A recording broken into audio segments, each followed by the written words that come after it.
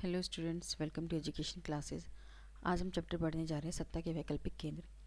जब हम सत्ता के वैकल्पिक केंद्र के बारे में पढ़ेंगे तो हम देखेंगे कि इसमें किस किस तरीके की किस किस सत्ता की बात की जा रही है और उन्होंने किस तरीके से विश्व में भागीदारी अपनी निभाई है, हम उनकी बात करेंगे।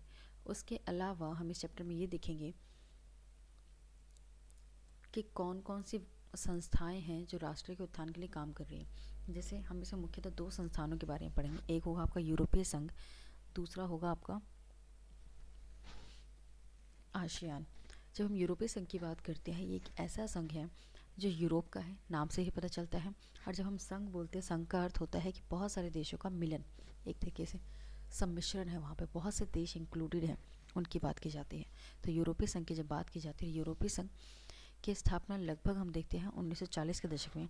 और एग्जैक्टली अगर इसकी डेट देखी जाए तो मार्शल योजना के तहत 1948 में यूरोपीय आर्थिक सहयोग संगठन की स्थापना की गई थी।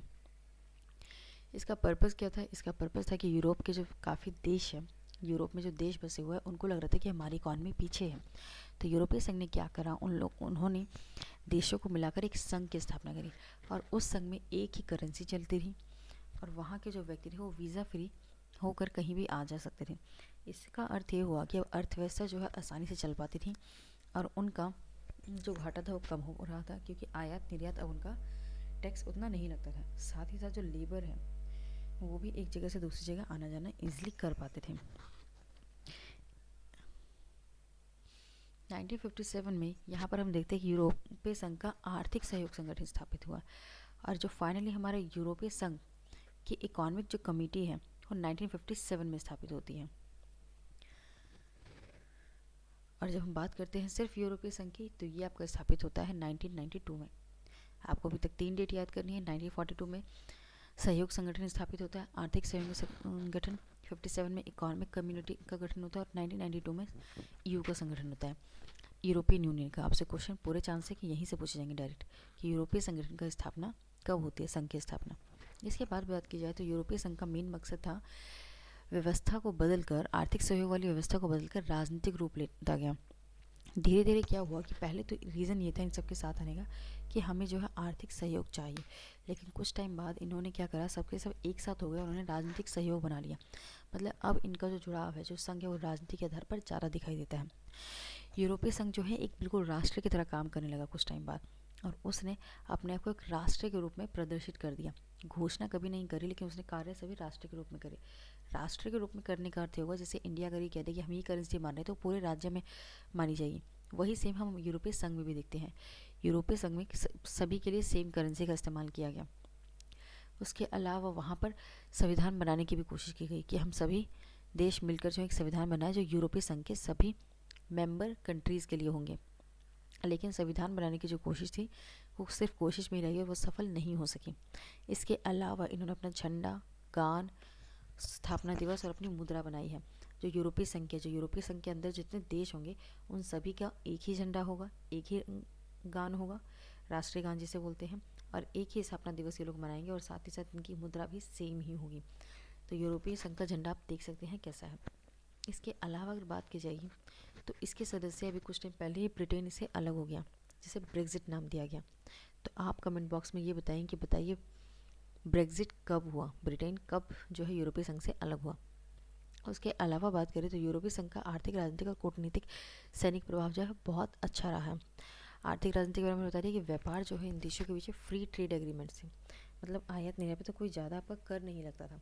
राजनीतिक संबंध आप जानते हैं, इनका अपना एक झंडा है, अपना राष्ट्रीय गान है और अपना एक स्थापना दिवस है। संविधान बनाने की कोशिश की गई लेकिन संविधान नहीं है। इसके अलावा जो इनका सैनिक प्रभाव है वो भी बहुत अच्छा है, क्योंकि इनके साथ सभी देशों की सैनिक मिल जाती हैं, इसलिए इनका जो प्रभाव बढ़ जाता है। जब हम यूरोपीय संघ का कंपेयर करते हैं तो अमेरिकी जो डॉलर है ये इसको टक्कर दी जाती है। सुरक्षा के मामले में भी या उनकी सैनिक क्षमता हमने देखी कि बहुत अच्छी रही है, इन्होंने उसको भी टक्कर दी है। इसके अलावा हम बात करते हैं आसियान की, association of south east Asian nation, जिसको कहा जाएगा दक्षिण पूर्व एशियाई राष्ट्रों का संगठन। इसकी बात की जाए तो अब नाम से ही पता चल रहा है कि दक्षिण पूर्व एशियाई राष्ट्रों के लिए संगठन बनाया गया है। तो इन संगठन की जब हम बात की जाती है तो इसको बनाने का रीज़न ये था कि इससे जो हम राष्ट्र निर्माण करेंगे, जो आर्थिक रूप से पिछड़े हुए देश हैं उनकी जो समस्या है उनको निपटाने की कोशिश की जा रही थी इनमें, इसलिए इसकी स्थापना की गई थी। इसकी स्थापना कब की जाती है? इसकी स्थापना 1967 में की जाती है। उसके अलावा इसमें जो हस्ताक्षर करने वाले देश थे, बैंकॉक में पहले इसकी स्थापना होती है। 1967 के बैंकॉक में इसके घोषणा पत्र पर हस्ताक्षर किए जाते हैं। किन किन देशों के बीच में किए जाते हैं, कौन कौन देश था इसके 1967 में साइन करने वाले, तो इन देशों का नाम आपको याद करना पड़ेगा। इंडोनेशिया, मलेशिया, फिलीपींस, सिंगापुर और थाईलैंड। आसियान के जब हम मुख्यतः मुद्दों की बात करते हैं तो आर्थिक मुद्दों पर ज़्यादा जोर देता है। इसका ये मानना है कि हमें विकास को तेज़ी से करने की ज़रूरत है और इसी के आधार पर हमारा सांस्कृतिक और सामाजिक विकास है वो भी हासिल हो जाएगा, और उसके लिए भी ये लोग कार्य करने लग जाते हैं।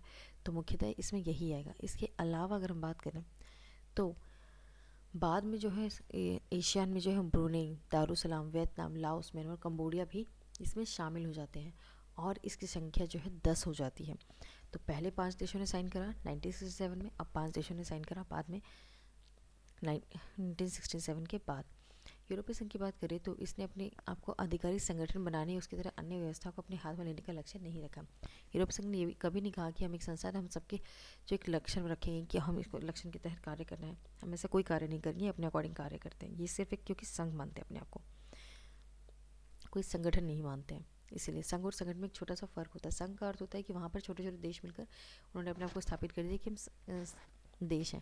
लेकिन जब हम संगठन की बात करेंगे इसका अर्थ होगा कि उसकी एक जिम्मेवारी बन जाती है कि हमें इसके ऊपर कार्य करना है। कोई भी समस्या आएगी तो उसके लिए वो देश तत्पर रहेगा कि हमें इसके लिए कार्य करना है क्योंकि मेरी समस्या है एक तरीके से। आसियान की बात करें तो ये सिर्फ एक आर्थिक संगठन है, ये सिर्फ एक आर्थिक संगठन, यहाँ पे राजनीतिक सांस्कृतिक मुद्दे नहीं देखे जाते और ये अभी तक ऐसा ही है। आसियान की अगर हम अर्थव्यवस्था की बात करेंगे तो ये अमेरिका, यूरोप संघ और जापान की तुलना में काफ़ी छोटी है।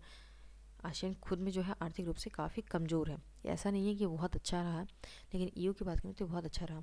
लेकिन आसियान ने क्या करा है, निवेश किया है, निवेश, श्रम और सेवाओं के मामले में मुक्त व्यापार क्षेत्र को बढ़ाने पर ध्यान दिए हैं। एफटीए पर ध्यान दिए। एफटीए का अर्थ ये होता है कि इसके तहत अगर इस पर साइन कर देते हैं आप, तो आप जिससे व्यापार करना चाहते हैं उसके साथ आपके संबंधों में और साथ ही साथ आयात निर्यात में आप उनको जो है उतना कर नहीं लगाएंगे, उनको कुछ छूट दी जाती है। इसी को एफटीए या फ्री ट्रेड एग्रीमेंट कहा जाता है। इसके अलावा चीनी अर्थव्यवस्था के बारे में पढ़ें तो चीनी अर्थव्यवस्था के बारे में बात करें तो चीनी अर्थव्यवस्था को आप अच्छे जानते हैं बहुत तेज़ी से बढ़ रही है। 1959 में जो है 1949 में माओ के नेतृत्व में यहाँ पे साम्यवादी क्रांति की शुरुआत की जाती है चाइना में, और उसके बाद चीनी जनवादी गणराज्य की स्थापना के समय यहाँ के आर्थिक सोवियत मॉडल पर आधारित है। आर्थिक रूप से पिछड़े साम्यवादी चीन ने सोवियत पूंजीवादी दुनिया से अपने रिश्ते तोड़ लिए। ऐसे में इसके पास अपने संसाधनों से गुजारा करने के अलावा कोई चारा न था। देखो, जब ये क्रांति हो रही थी इस टाइम पे चाइना के पास कोई बहुत अच्छा ऑप्शन नहीं था, इसलिए इनके पास जो संसाधन थे उनको वही संसाधनों के अकॉर्डिंग अपना काम करना पड़ रहा था। इसने विकास का जो मॉडल अपनाया उसमें खेती से पूंजी निकालकर सरकारी नेतृत्व में बड़े उद्योग, देखो इन्होंने एक विकास का मॉडल अपनाया, जैसे कि हमने पहले भी पढ़ा है कि सभी देशों को अपने विकास का एक मॉडल अपनाना पड़ता है, जिसके तहत उनको डिसाइड करना पड़ता है कि उनकी अर्थव्यवस्था किस आधार पर चलेगी और कैसे चलेगी। तो इनकी अर्थव्यवस्था के आधार पर इन्होंने क्या करा, खेती से सारी पूंजी निकाली। खेती से पूंजी निकालने का अर्थ है कि कृषि करा, उससे जितनी फसलें होगी उनको उगाया, उनको बेचा मार्केट में, और जितनी उसे पूंजी प्राप्त हुई उसे जो है सरकारी नियंत्रण के रूप में रख दिया, जिससे बड़े बड़े उद्योग पर कार्य किया गया। मतलब कृषि के पैसे को उद्योगों पर खर्च किया जा रहा था, और साथ ही साथ ये लोग कोशिश कर रहे थे कि हम जो है तकनीक और सामानों की खरीद के लिए भी विदेशी मुद्रा खरीदें रखें, लेकिन वो उस टाइम पे काफ़ी कम था। फिर भी हम देखते हैं कि 1970 के दशक में कुछ नीतिगत निर्णय लिए गए चाइना में, और 1972 में अमेरिका से संबंध बनाकर राजनीतिक और आर्थिक एकांतवास को ख़त्म किया गया। क्योंकि अभी तक की अगर हम बात करें 1972 से पहले रशिया की जो आइडियोलॉजी थी वो चाइना पे बहुत प्रभावित कर रही थी, मतलब वहाँ की समाजवादी विचारधारा चाइना को प्रभावित कर रही थी, वो उसी पे चल रही थी। लेकिन 1972 में वो चाइना अपनी इस इमेज को हटाता है, फाइनली वो अमेरिका से हाथ मिलाकर उस चीज़ को ख़त्म कर देता है। 1973 में प्रधानमंत्री चाओ एन लाई ने कृषि, उद्योग, सेना और विज्ञान प्रौद्योगिकी के क्षेत्र में आधुनिकीकरण के 4 प्रस्ताव रखे। इन्होंने ये कहा कि हमें जो है 4 प्रस्ताव उन्होंने रखे। उस टाइम में 1978 में तरकारी नेता चीन में आर्थिक सुधारों, खुले द्वार की नीति की घोषणा की। अब नीति हो गई।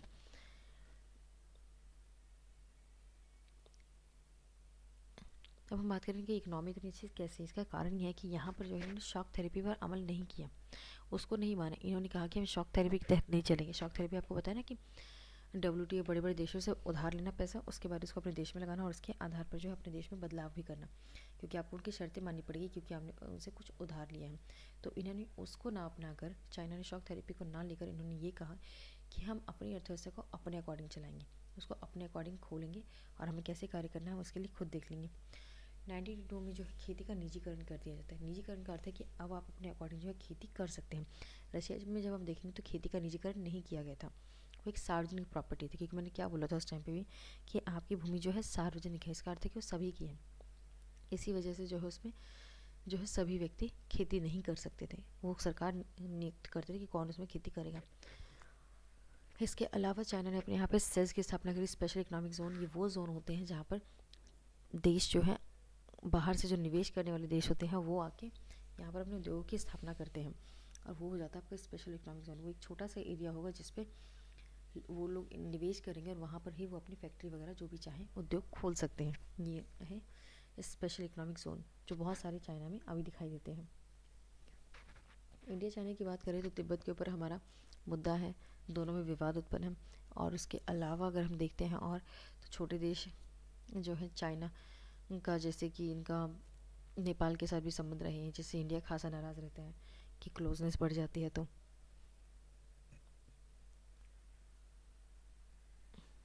और मुझे इसमें कुछ खास नहीं दिख रहा। बाकी अगर आपको संबंध की बात करें तो नेवल एक्सरसाइजेज के बारे में भी आप डाल सकते हैं।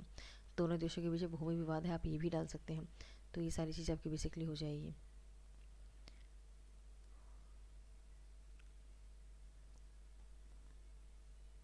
Thank you for watching. Keep subscribe my channel Education Classes. Thank you.